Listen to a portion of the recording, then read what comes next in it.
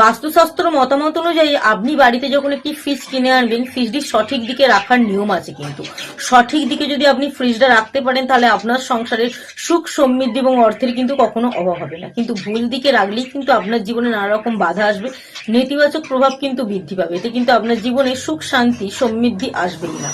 তবে শুধুমাত্র ফ্রিজ নয়, প্রতিটা জিনিসই কিন্তু বাড়িতে যখনই আনবেন সঠিক একটি দিক আছে, সেই দিকেই কিন্তু রাখতে হয়।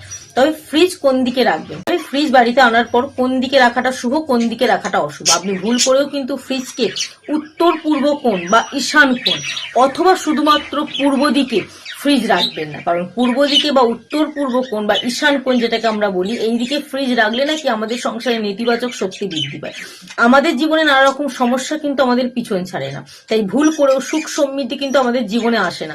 তাই ভুল করেও এই দুটি দিকে কিন্তু আপনি ফ্রিজ রাখবেন না।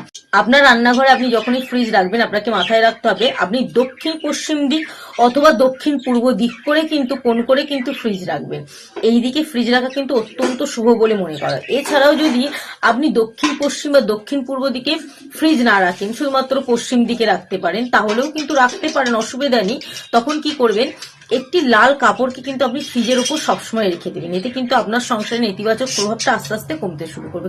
কিন্তু পূর্ব দিক বা উত্তর পূর্ব দিকে ভুল করে আপনি ফ্রিজ রাখবেন না। এছাড়াও ফ্রিজকে কিন্তু অগোছালো বা নোংরা করে রাখা উচিত না। এতে কিন্তু নেতিবাচক শক্তিটা আমাদের সংসারে বৃদ্ধি পায়। এই প্রতি সপ্তাহে শুক্রবার দিনটা খুবই শুভ ফ্রিজ পরিষ্কার করার জন্য। তাই শুক্রবার দিনটা বেছে নেবেন এই ফ্রিজ পরিষ্কার করার জন্য। এবং ফ্রিজ পরিষ্কার হয়ে যাওয়ার পর কিন্তু আপনাকে মাথায় রাখতে হবে গঙ্গা জল অথবা গোলাপ জল আপনি ফ্রিজের মধ্যে কিছুটা ছিটিয়ে দেবেন।